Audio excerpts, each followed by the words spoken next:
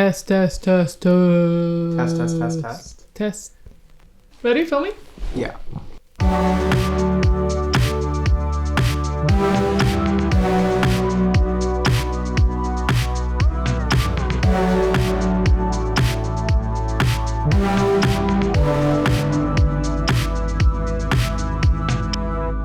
Hi, welcome to Art Beat. This is a podcast where we change the beat of the conversation in the entertainment industry to focus on minorities. It's the first episode. It's named Unblurred, and our guest is Raoul. Hi, everyone. So, why do you think we named it Unblurred? Because you're a really big fan of the British band Blur. Oh, yeah. Nah, the real reason why we call it Unblurred is because we both have issues with our eyes. So we're blind bitches, and we're gonna turn the lens. You should have just stopped at issues. We both have issues. Oh, we both do have issues. It took you a while to get that, yeah. I was so confused. One of them is, how about I need you? Oh. Okay, sorry, go ahead. Yeah, I was confused, but anyways.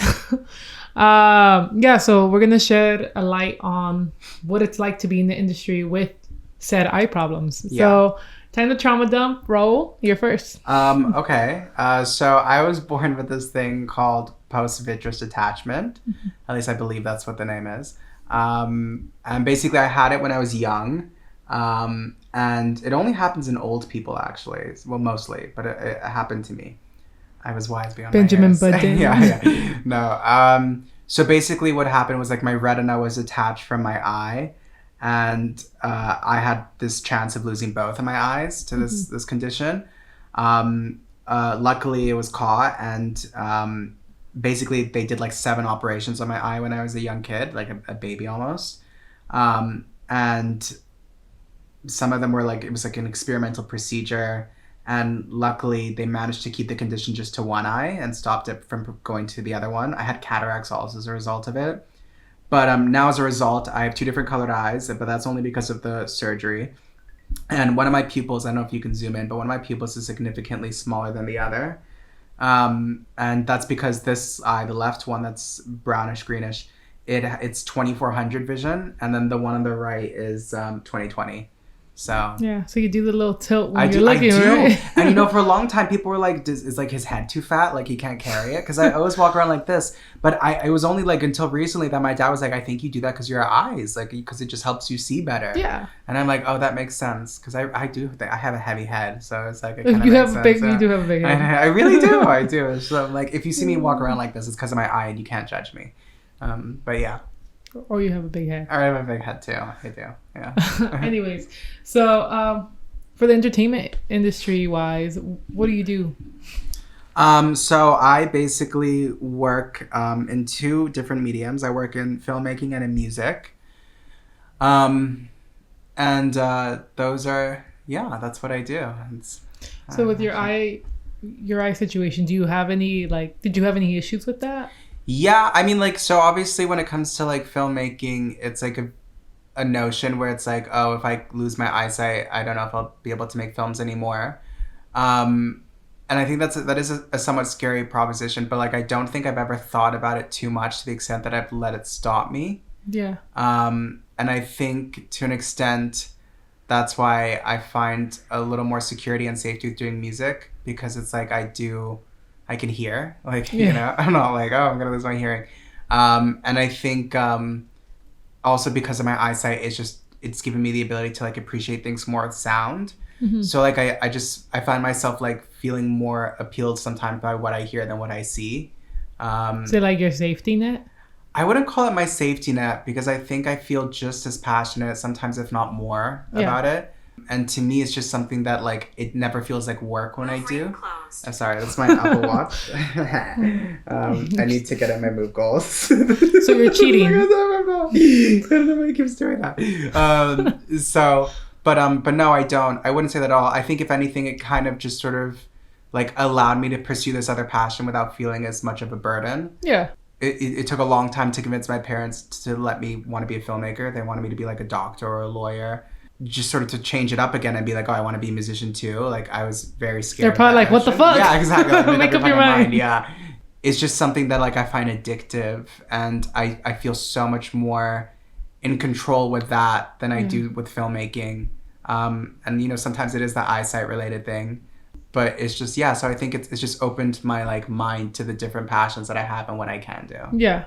And then you also get to appreciate your hearing more. You do. You really have do. both ears at work. Exactly. Yeah. And it's like, well, my hearing is not as good as it should be. But it's like that, you know, like that superhero Daredevil where it's like he doesn't have his eyesight, but he like all his other senses. And I don't. Like none of my other senses work as well or anything. But it's like the appreciation of it. You know what I mean? It's like you just feel like you appreciate more. Because you know what it is to be without. Exactly. 100%. So it's kind of like you're like, oh, fuck, I have both of these things. This is fucking rad. Absolutely. 100%. So, no, I'm very grateful. And I feel very happy about it. That's awesome. Thank you. So I guess for me, it's I happened when I was much older. I was about 19 when things started getting bad to me. I kind of had different eye issues as a teenager, but I didn't really have good doctors or good insurance to kind of figure it out. I didn't really notice till I got 19. I was a sophomore in college, and I rapidly started losing my eyesight, and my doctors were trying to figure out what was going on. They were sending me to different places. I thought I was going crazy. There was this one point where I was trying to open my front door when I was living in Davis, and I just couldn't see. And it was one of those like moments where I honestly thought I was going to lose my eyesight. And it wasn't until they sent me to UCLA and they told me I have keratoconus that I kind of put the pieces together what was going on with my eyes. And I was getting bad so rapidly that they had to operate on me. And it was during midterms. Yeah. So I had to miss school. I took my midterms early. I got operated on, which was experimental. And then I went back to college and acted like nothing happened. Yeah. I just didn't really talk about it.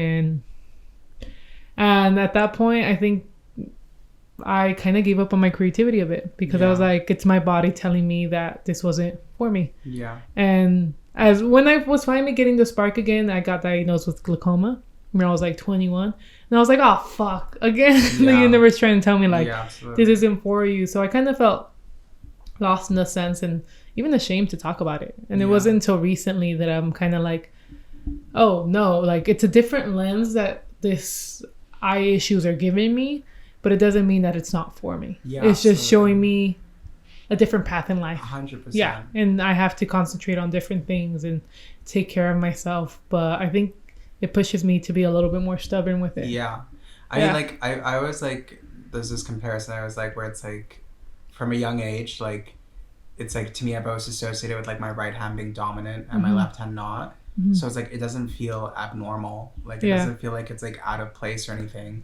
Like I mean my depth perception is not like the best, I'll say that. But the only other time where I really felt like, oh, this is affecting me was when my driver's test was like an hour. An hour long, I remember that. Because I had to, I failed the first time. It was really long. Within the first 5 minutes? Literally, like in the first 5 minutes. It was a long test, okay? Even though it was the first 5 minutes I failed. But no, I definitely understand that. And I definitely get like the like inability to speak about it with other people. I think for me personally, it was less about like feeling ashamed and more of like, I just didn't want people to look at me like I was like a deer that had like a broken leg, you know? Yeah. I was like, I don't need that. Or, you know, it's like when people are like, oh, I'm so sorry. It's like, what, you know? Don't say sorry unless you're going to heal me. Exactly. Like, oh, you know, like. Do some Jesus stuff, yeah.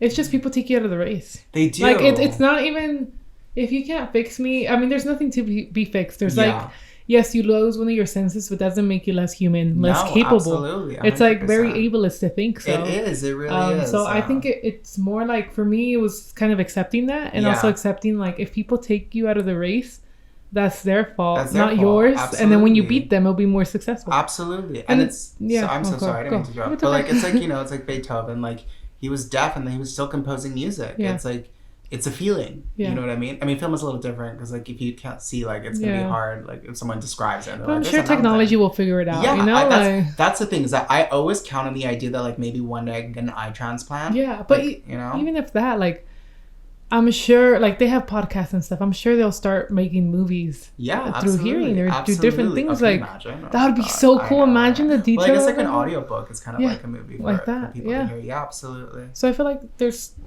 there's ways. 100%. Like they have those moving chairs. I'm sure they'll have like chairs where like if you can't see, you can feel what's going on. Yeah, that would be so rad. It'd be creepy, but I mean, the scary movie. There's like a sex scene in the movie, and you're like, oh, well, why am I feeling that?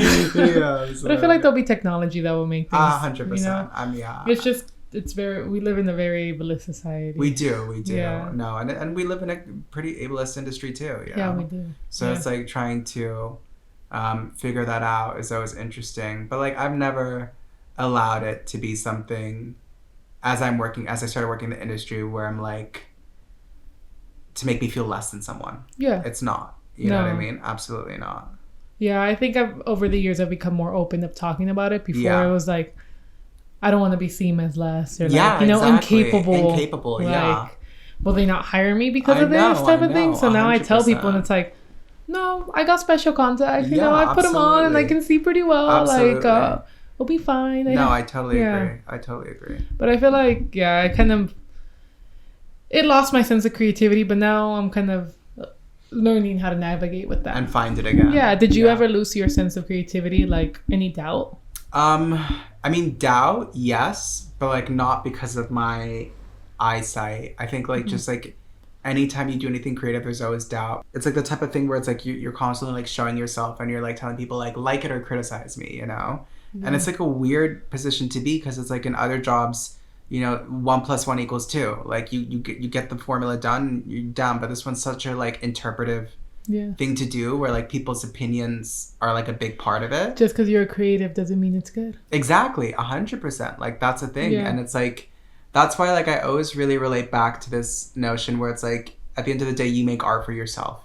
Yeah. You're doing it for yourself. And if other people like it, great. If they don't, cool. Like as long as it helps you in some way and you feel it from some way and you feel that impact or that catharsis or whatever you're looking for, like then that's good. You know? Yeah, I think for me also the uncertainty of it, like people's opinions, is also what has kept me back because for me my success is my family's success. Yeah, absolutely. So no guarantee that it will make me money. It's kind of like, oh fuck, should I take that risk? Yeah, absolutely. And it's like, you know, you have to move your family forward. 100%. You have to help. But the thing that has pushed me to that is like my dream one day is to be the person that lets other people shadow them. Yeah, absolutely. Other people from low income communities, minorities. Absolutely. To open that door for them and be like, hey, you can do it. I did it. Let me show you how. Yeah, absolutely. And obviously there's different paths, but as long as you have someone that has like your back or like 100%. Can kind of help you navigate through that, like it makes everything easier. I think that's so important. And like, you know, it's always like a question where it's like, how come there aren't more people doing that? And I'm sure there are, and then they reach that position, it becomes much more difficult. Yeah. But like to see, you know, it's something that I feel like is so like fundamental to this, like the creative industry is like, it is about passing down information that you've learned, you know, it's about sharing it with other people.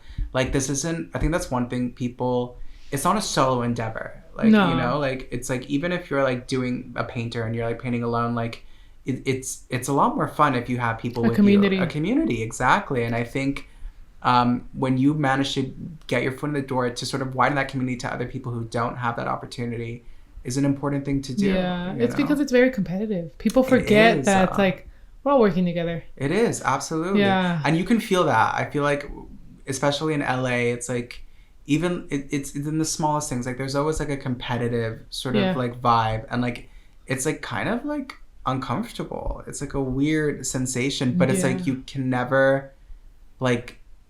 It's not something that like is ever to be like looked down upon because it's like this industry is like inherently competitive. Yeah, it is. You know what I mean? Like it's literally like the Hunger Games. So it's like, of course, people are going to feel that way. You just gotta understand where they're feeling it from. Like exactly. I don't. When people feel competitive towards me, I don't take offense to it. I try to understand it, but it's also just try to get my confidence up so it doesn't affect me. Absolutely, like 100%. Everyone's gonna go through like their ups and downs, but if you're like confident and sure, like. Give the universe no other option but to give you a good outcome. Yeah. You'll be fine. Absolutely. And you won't do that to someone else. No, 100%. And it's like the only thing I always like, my always thing is like, the only person I should really be competitive with is myself. Yeah. It's like, am I doing better than I was before? Yeah. Cool. Amazing. If I'm not, then I got to work harder.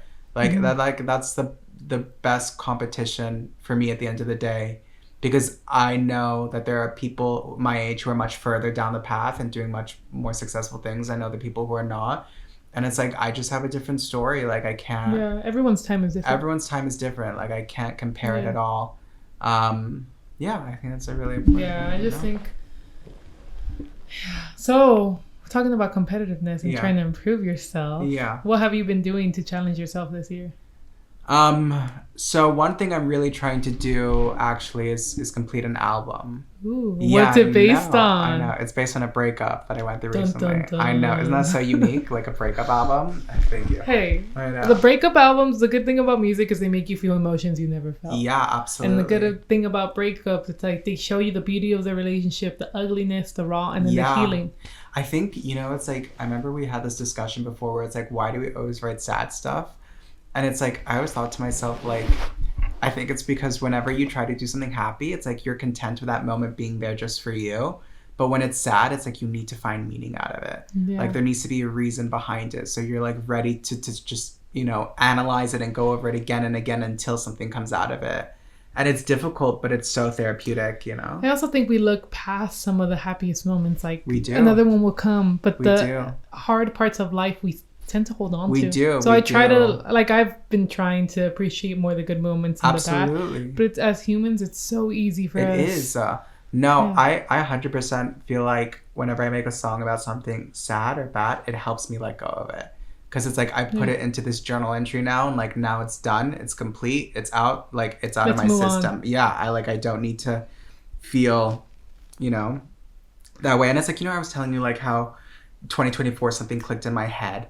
And like it just felt like I felt different this year. Yeah. I actually kind of, the more I think about it, I do kind of think it was because I'd started this album before that, and I was like letting out some of the steam like with each song bit Kinda by felt bit healed. by bit. Yeah. And like that's why I feel so much more like ready this year to like Yeah. do these things that I wanted to than I ever did before. But like I've been writing like songs since I was like young, like 11 or 12. I stopped it. My parents wanted me to be a doctor or a lawyer. Then, like I said, it took them long for filmmaker, and then it took me even longer to be like, I want to do songwriting now. But I think I just reached this point where it's like, I'm addicted to this thing. Yeah. Like I cannot like go a day without thinking about doing something. Like if I'm dreaming and I hear melodies, sometimes like I listen to songs and like You hear a little voice? I hear a little voice when I'm awake, and yeah. No offense to anyone who does hear voices. But I hear like it's like I hear instruments that are not there, but I just like know that they're meant to be there. And it's like I don't have synesthesia. I'm not like that person who can like see colors.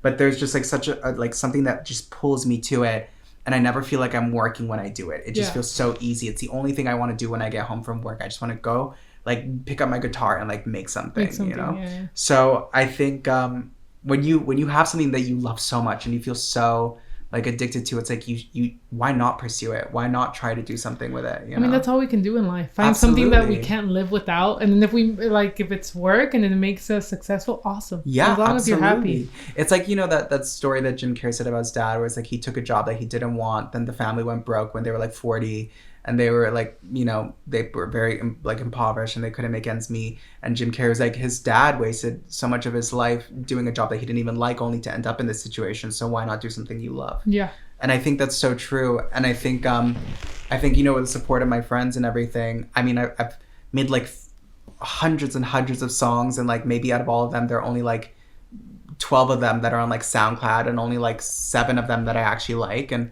it's like, I feel myself getting better. I feel like I'm not even practicing because I just enjoy doing it again and again and again. You're having fun. Exactly. And like now I'm like, well, why don't I just share it with other people? If they like it, cool. If they don't, cool. Like, what can I do? Like, at the end of the day, it's the process itself that I love more than anything. And even if I go the rest of my life without sharing anything, I'm okay with that, because like I love to know that I have this like language inside of me that I can just communicate the way that I feel through.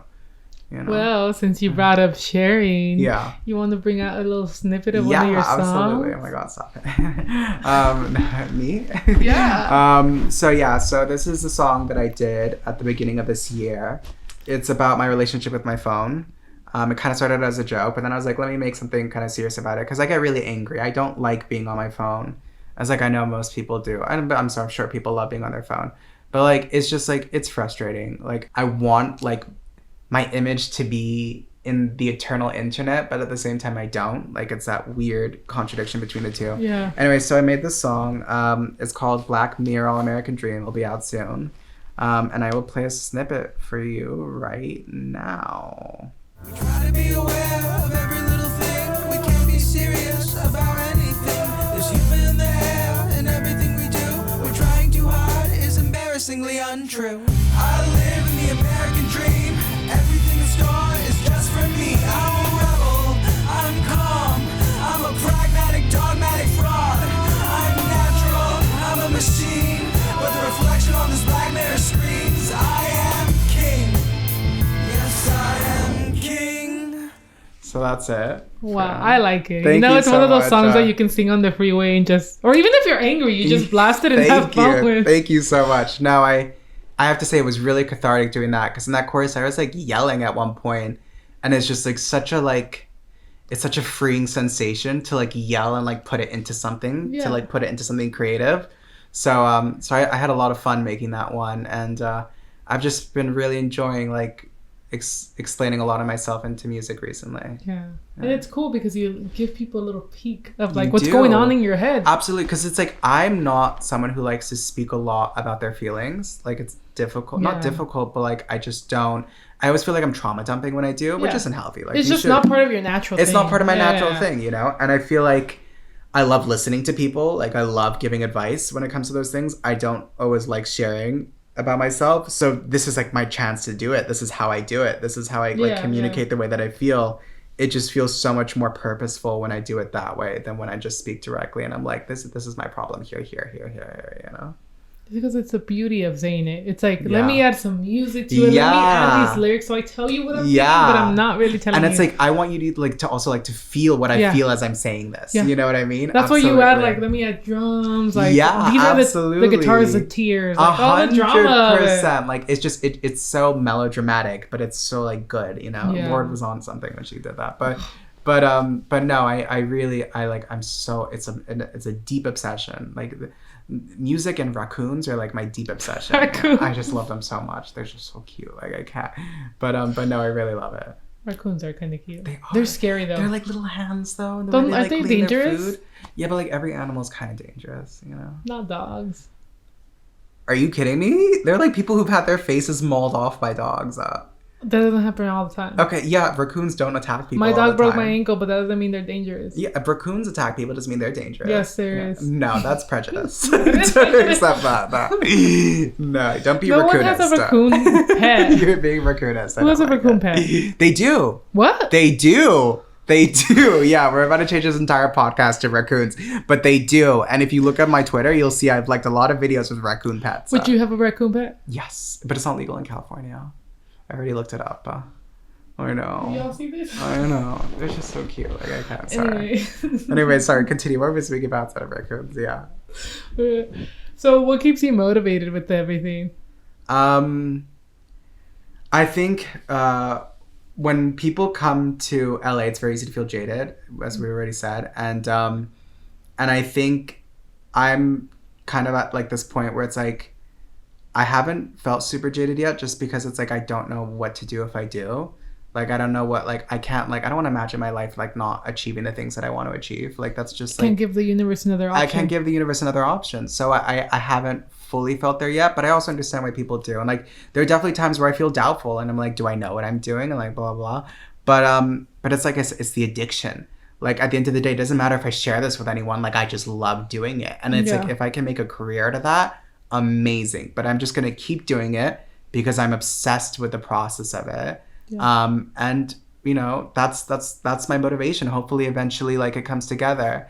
And then on top of that, I don't want to end up in a situation where I am like financially unstable. No one wants to be poor. No one wants to be, you know? Yeah. And like I want to make sure that I can like, you know, continuously pay for the groceries that I need, and that I don't have to worry about rent or anything of that sort. I want to always feel like I am to that extent in control of my life. And it's like I want to travel, like I want to go see the world, and like I mean like there's so much that I want to explore, and I feel like I want to make sure that is a possibility, that my life isn't like limited, and that, you know, the people I love have the opportunities as well to achieve the things that they do. Yeah, I think for me, it's like that uncertainty that still gives me some uneasiness that I'm trying to get over with. Absolutely. It's like the magic is in the work you're avoiding. 100%. So with me, it's been like, oh, my creativity has no guarantee in making money. But the thing is, if I don't take the risk, I'll never find the magic. I'll never like be fully happy in my career or like, I don't know, get my private jet, which... I know. She really wants a private jet. I know. Hey, I've been saying that as a kid. I gotta give it like no other option to the universe. Screw the world. Hopefully it's more green, but... Forget climate change. Yeah. If not, just, first class every once in a while. That would be really nice. But I just, I have to get over that hump of disbelief that I could do it. Yeah. Because if I don't believe in myself, how am I supposed to instill that in someone else who's looking up to me? Yeah. Or even if they need someone to look up to, or just an example, like she did it, I could too. And if I just keep this doubt within myself, I'll never get there. No, absolutely not. And it's about taking that risk. And I even have it like on my mirror.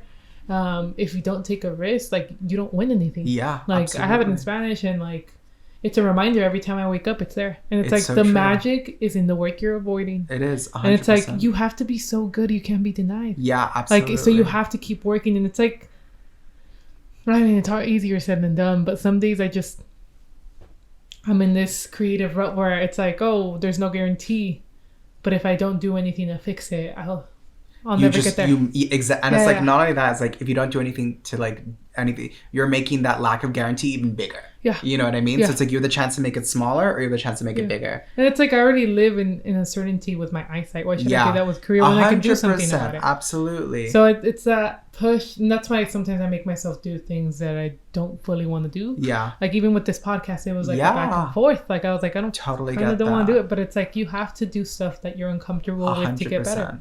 No, and it's like you won't know what you're like really sort of here for if you don't try these different things. You know what I mean? Like you gotta see what you're good at. Exactly. Like you have to find what makes your blood boil. You know. And I don't in a think, good way. Not not like you're going to hell. But I think I'm still kind of looking for that. What feels at home for me. And, I've tried writing. Because I know you write a lot of poetry. I try. I am very critical with what I write. But I feel like... We all are. Critical with what you write. No, just kidding. With what we do. Yeah. Like I had a speech impediment when I was younger. And once I got the help that I needed, and as a teenager, I would do lots of public speaking and speeches, and I knew no one could take that away from me. So I was obsessed with spoken word, watching it, hearing it, that I sometimes would write it. Yeah. And I just didn't think it was actually good to share till I actually shared it with people, and they're like, oh, you know what? This is kind of good. But yeah, I do write here and there.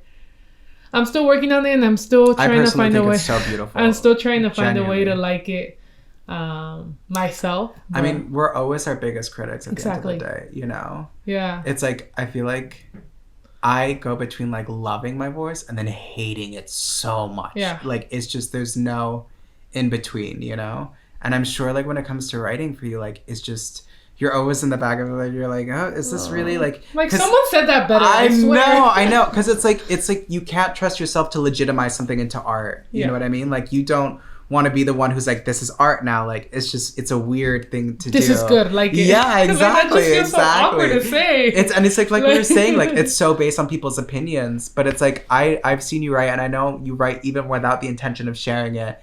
And it's just because there's like a love when it comes to doing it. You know what I mean? Yeah. And I think I'm not one to complain or like really share my emotions. So it's like somewhere I can be like, exactly. If no one shares it, if no one hears it, at least it's out there. Yeah, absolutely. It's like out of my mind, absolutely written down. So it's kind of like a healing thing for me. It's like a time capsule. Yeah. It's of like who you were in that moment. Yeah, absolutely. It's like how I felt and like. Yeah.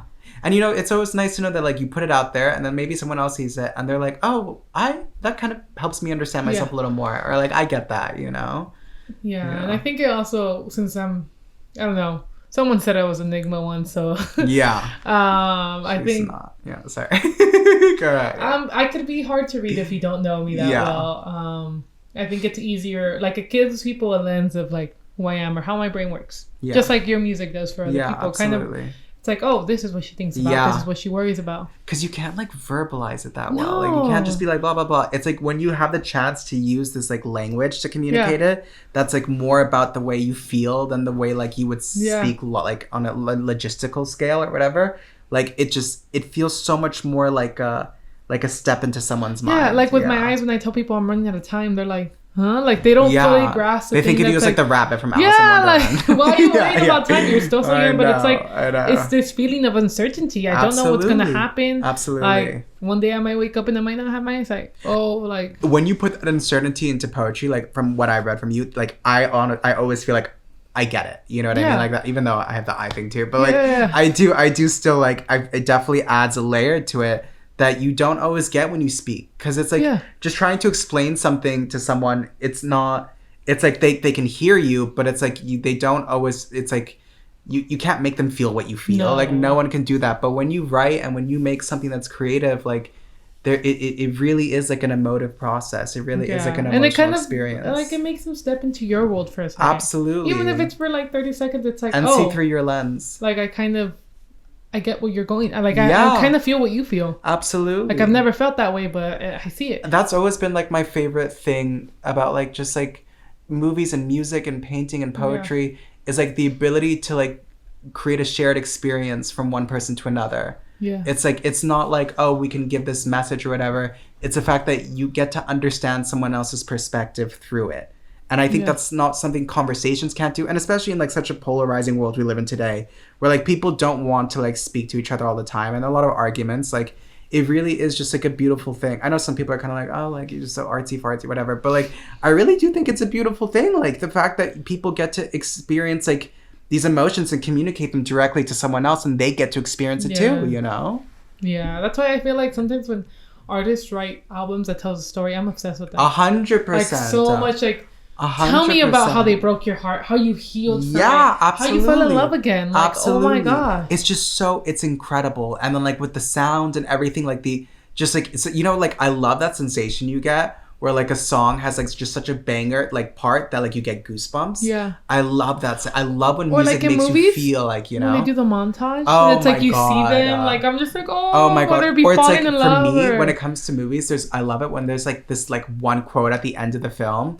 They're like I love that film Her with Joaquin Phoenix, and then like at the end of the film, Scarlett Johansson's character says something like, I've never loved someone like I love you, now we both know how. And it's just like this one quote, and it explains the entire movie, and then you just have this sort of like moment where you're like, oh, like I get it, like, you know what I mean? Like, and I get what you mean. It's not something you can like explain to people. Like I mean, I can imagine someone trying to explain the plot of Her to like someone else without it being like but I feel like when you see it and when it's put into this form, it just becomes like such a it's the suspense of disbelief. You're just willing to fall into the shoes of someone else, you know? Yeah. Because that's what art is for. It is. It's like really you're giving your mind a way to see through someone else's. It is. It's whether it be through words, through music, through art, it's just beautiful. Are transported into a different world. And you know what I always think is really interesting is that like I remember reading this article once where it's like the first sign of like human evolution was not like eating meat to get their brains bigger, or like some people say that's because they took shrooms or whatever. It's like someone found a bone or like a broken bone that had been repaired. And like usually in like, you know, animal societies, if an animal breaks their leg or something, they're left behind for dead. But that was like the start of showing where humanity different was like that empathy and compassion. And then as a result, like that empathy is sort of like the source of like why we are so civilized as we are today, despite it seeming like, you know, we don't have much civilized of it. Yeah. But I think that's why I find art so beautiful, because it's sort of like an extension of the core trait of what made us different from these other animals is the ability to share that empathy with other people and have people experience, you know, pain so that they feel like it's their own. They feel the need to heal the bone of someone else. Yeah. You know? I feel like, but sometimes we humans take it to another level. Oh my god, yeah. And we try so hard to like fix everyone's things, and we take the burden without asking for it, without the other person asking for it. Yeah. And then we want them to do the same thing for us. And sometimes they don't. You don't. And it's like we can be resentful, we can be angry and be like, why won't you do that? But then at the same time, they have every right to be like, well, I didn't ask you to do this. Yes, you know what I mean? And it's just like you're in such a weird. I know that's something you've definitely struggled with, and like, what do you feel like? How do you feel like that's affected you? I feel like I've always felt the need to put others' needs before mine. Yeah. So, in a sense, sometimes I've let my dreams take the back burner, or like whatever makes me happy. So it's like trying to figure out that fine line. Like, yes, I'll help you. Yes, I'll let your struggles take over my whole life. Yeah. And absolutely. it's like, you can't do that. Like, no one asked you to do that. And you can't resent someone because they didn't ask you. Yeah, absolutely. You're doing it because you want to. It's like, it's nature. It's like your nature, you know? And it's like something that's programmed into you where you're like, you feel this need to like put other people before you.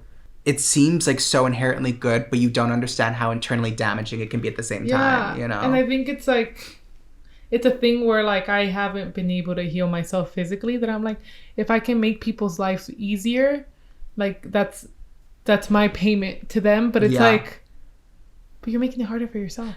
Where do you feel like you like finally sort of drew the line and you were kind of like, okay, this is the boundary I'm setting? I think when I started to realize that I wasn't like happy, and I was kind of it was a point right before I got to resentment where I was like, you're not happy in what you're doing, and you keep doing the same cycle where you're like, oh, like I can't see that well, so who cares about my dream, let me take care of other people. But now I'm not happy, and then now I'm mad because I'm not happy, and it's like so and so's like needs me, and it's like, no, you just don't want to put in the work. Absolutely. To work on your career, to work on yourself. Yeah. It's like, now I'm trying to figure out like... That's so interesting. Yeah, absolutely. Yeah, now I'm trying to figure out like how to live my life. What do I like? What do I want to do? Like, what is my goals? And it's like, I was so scared of the work and so scared of the uncertainty. Yeah. That I took on... Also because I have a big heart, but I took on other people's issues trying to help them make their life easier so I could ignore mine. That's so fascinating. And then it's just like...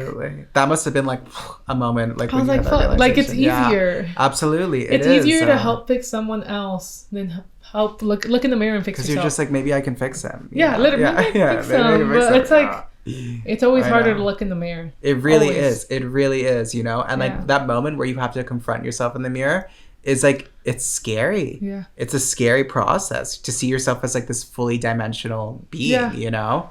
But it's like, at the same time, if you don't know how to do that, if you can't be okay with every part of you, like you're always going to feel like you're like walking with wounds, you know? And it's like, you're not gonna heal. You're like, not. You're really not. And I feel like this year alone, I've gotten better at like speaking about my feelings, 100%, burdens. Like, instead of being grumpy and being like, I'm annoyed, it's like, no, this is how I'm feeling. Let me tell you. Let me explain to you how I'm feeling. I love it. Absolutely. Yeah. I fully agree. I feel like it's like there is like such a like positive notation of being like the sacrificial lamb and everything. Yeah. And it's like, I don't think you need to be like the selfish person who's like, it's all about me. And like, I think like in modern day and age with a lot of like therapy speak, people are like it's okay to be selfish and say like, I don't want to hang out with you. And I don't think it's always okay. Like there's a fine line you have to find.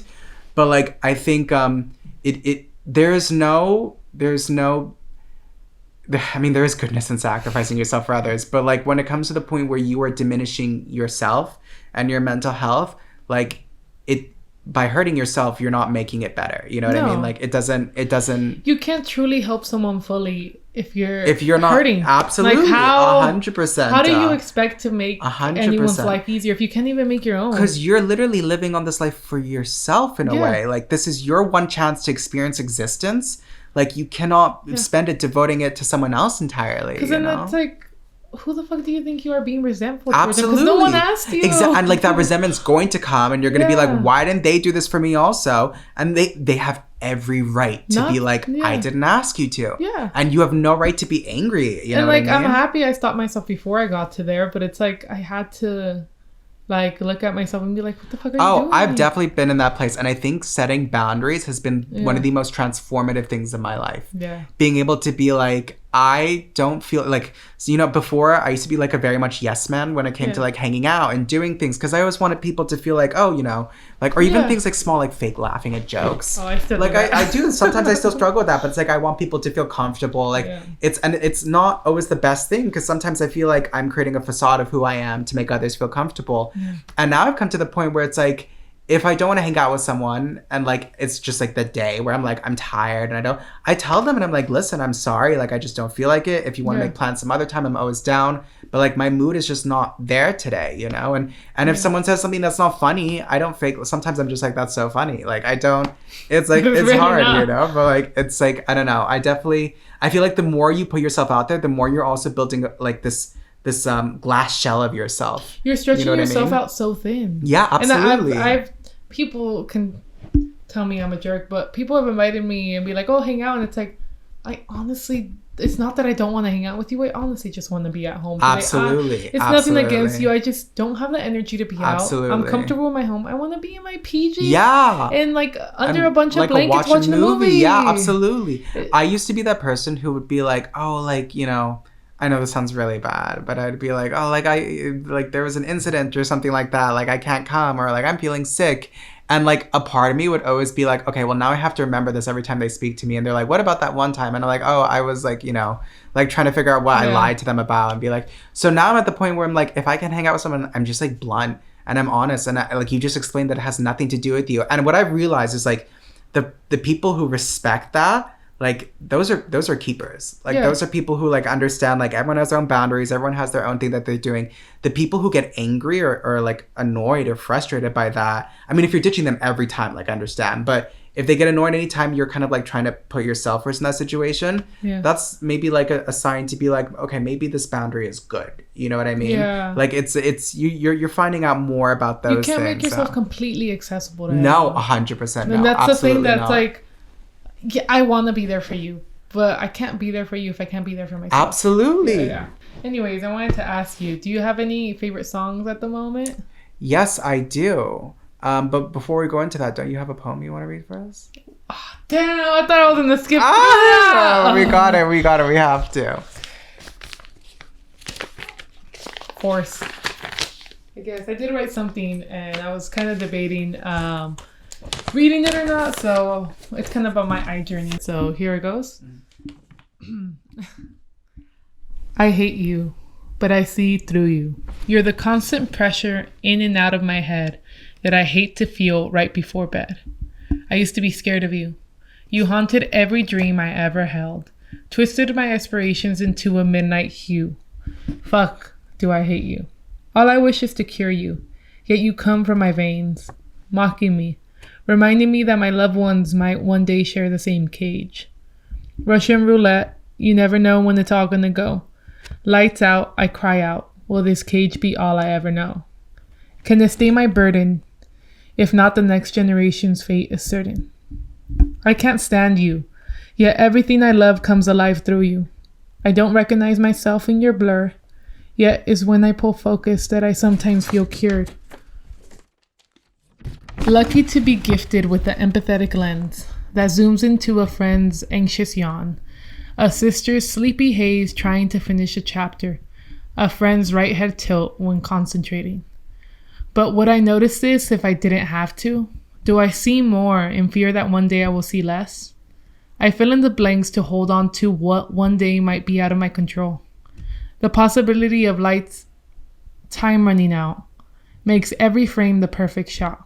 Friends illustrating their dreams, my nieces having dance parties, my mom on Facebook with her broken glasses, the way my siblings talk as much with their hands as they do their lungs. All takes I fight to memorize like my favorite lyrics. I am incredibly lucky every breath I get to see any of that. I hate you, but I have learned to accept you. How human of me to take it all for granted if it wasn't for you. I see everything I love through you. So yeah, that's it. I love it so much. So yeah, I guess I've been trying to get more comfortable with writing and, you know, being okay and being like, oh, this is actually kind of good, because it's very easy to be very self-critical about yourself. Absolutely.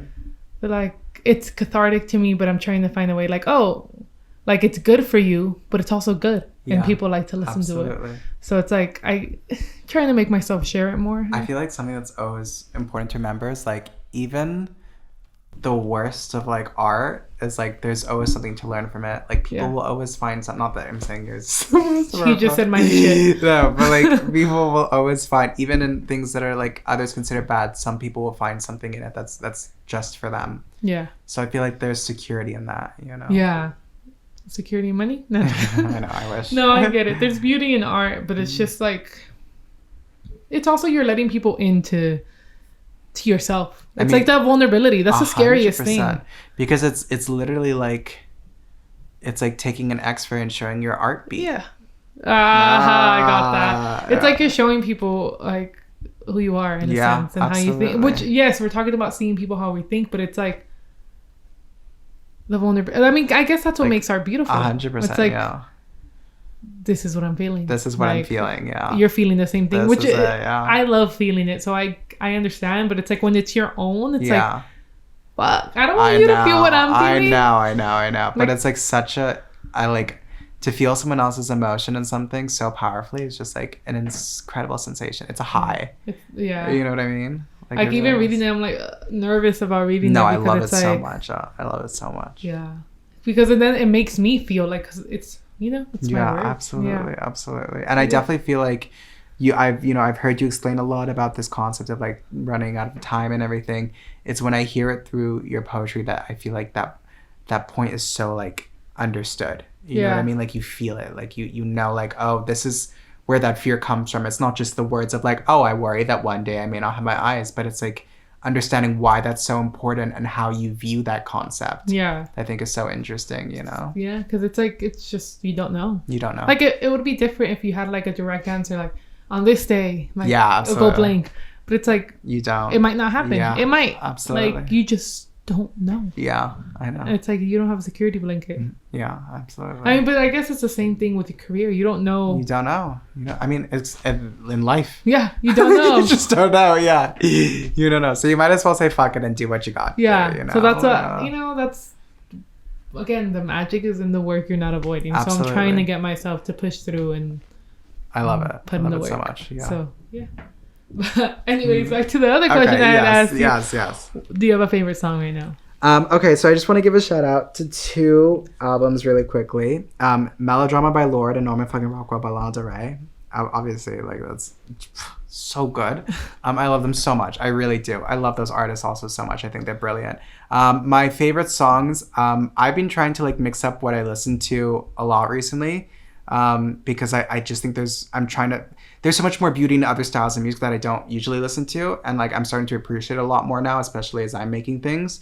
So I've actually been listening to a little more country because I don't usually listen to a lot of country. Not like yeehaw. Not that there's anything wrong with that, but I like yeehaw. Yeah, she loves yeehaw actually.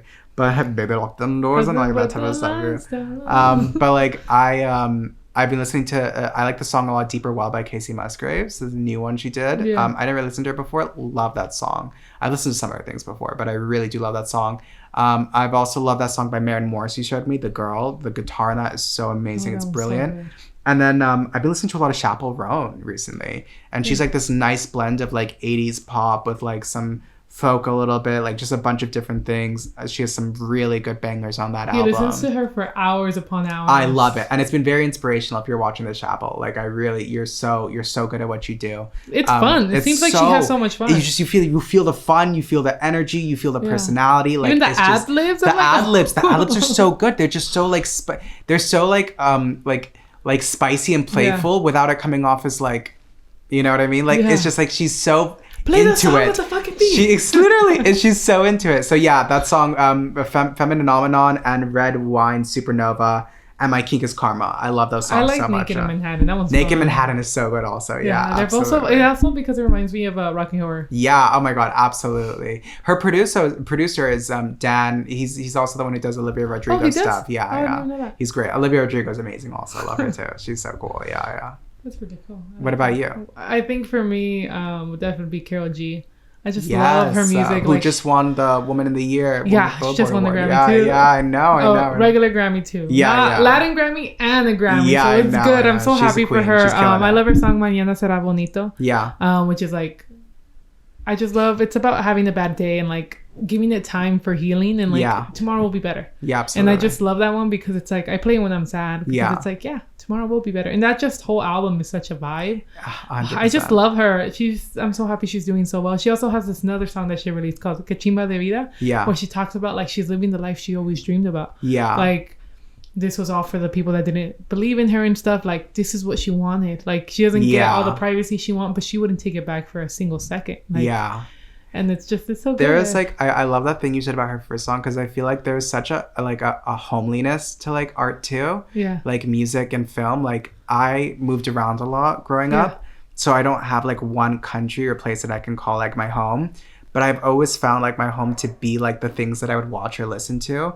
And it's like sometimes like when I listen to like the song Norman fucking Rockwell, like it's inherently like a sad song. Yeah. But like something just about it just makes me feel safe and like secure. Yeah. And I love that sensation. I love when a song or a film can do that, where you watch it and you're just like, I feel like, you know what I mean? I think for me, when I feel homesick, I listen to a lot of Spanish music. Yeah, it's just kind of like, oh, like this is 100%, it's like a safety blanket. It's like being able to take this part of you wherever you go, you know, this part of you that's from your family or from where you lived, and you get to just keep it close. You know, it is. It's so beautiful.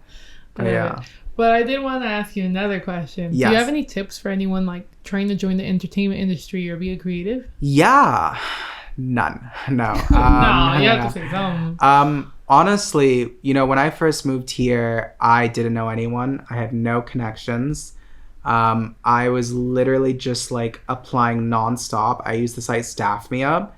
Eventually, I got a gig as a production assistant, and I made some really good friends there, and they helped me get different jobs. And then I worked in a talent management company. And now I'm currently working at Netflix, and I really like it. I love the job so much. Everyone is so sweet. Everyone is so cool there. And it was really just like applying and applying and applying. Like I just applied so much that like there was like the pool was so wide that like one of them had to say yes. Like I did not stop until I felt like I got what I wanted. So that was really like my big process of trying to getting where I am now, and I'm very happy with where I am now. And a lot of times I'm like, oh, did I get this, like the imposter syndrome or out of luck? But it's like, no, I really like, I put so much effort into getting here. Yeah. And I think, you know, you continuously put in that effort and it pays off eventually. And I think that's a really beautiful thing about this place, is that you just got to keep fighting for what you want, you know? And then I think on top of that, on a separate note, when it comes to things is, it's always important to make sure that you have things outside of the work that you do as well, that you feel like you love and that you enjoy. And those things are just as important as work. They're just as important as anything else that you do, because those things are also like fulfilling to you, and they're things that are just for you.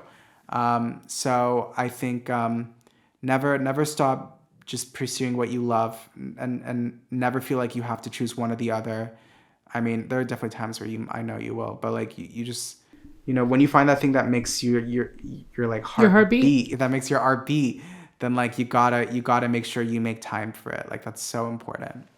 Well, do you have any tips from your? I think for me, everything's funner like when you do it with your friends. Yes, 100%. A lot of people, I've met a lot of people that are doing this on their own, and for me it's like 100%. It's just more comfort to have someone that like people you can come home to and be like, fuck, this happened today. Yes, like let me just tell you, or like yes I'm having these doubts, like what do you do? Like even this podcast, having my friends 100% help set up, do camera, like shout out to Marcus, do audio and everything. Like it's just, people get so jaded, but I feel like the reason why I have so much hope is because I've been lucky enough to have a support. I fully agree. Yeah. Like my friends are my support system. They're my family. They're my everything. Like they are the reason that I feel happy doing what I do. Yeah. And that I feel happy in general. You know, also the antidepressants, but like they really do help. You know, but no, like that's a big good piece of advice. This is not a solo endeavor. You don't have to be like a starving artist all alone, like not doing. You can starve together. You can starve together, okay? But like it is this career, this thing. It's meant to be a group endeavor. Have you seen the show Entourage? Like, you know, don't actually watch. I mean, watch if you want to, but it's not a good example. But like it really is about the people that you meet here, the love that you have for them, the family that you make with them. And then watching all of you come up together. It reminds you of who you are if you feel lost. Yeah. Like it's so easy to get lost in the magic or the mess of everything, but it's like they remind you. They either will they be humble you, or if you're down, they like raise you up. It's just the magic of Yeah, it. absolutely. They remind you of why you started. You also, like, you know, when you're doing something like art, like, it's always good to have other people who have, like, opinions. Like, Yeah. people who you trust, people who, you know, like, genuinely care about you. They're not just going to criticize you because, like, they feel insecure. They're, like, don't Or they're not wanna- just going to say yes because they don't want to look bad. Because they don't want to They'll look tell bad. you for Exactly. sure. They'll tell you the truth. They'll tell you what they think is good or what's not. And it's hard to hear when it's not good. But at the end of the day, you're going to be thinking about it. And you're like, I get it. Like, you know what I mean? So I think it's really important to have friends. It's the most important thing you could do. More than anything. Applying to jobs, yes, a lot. Absolutely. But, like, your friends are your family. Like, love them. Take care of them. Because they're going to be on this journey with you, too. And if they are, your life will be infinitely better. Yeah. But Yeah. so thank you all for joining us for our first episode. I really appreciate it. Thank you for being our Of first course. guest. Thank you so much for having me. I really appreciate it. You're a star. You're amazing. Thank you so much. Stop. No, I really appreciate it. But yeah, it was a lot of fun. Hope to see you all soon. And this is goodbye. End of the episode. Yes. Bye. Bye, guys.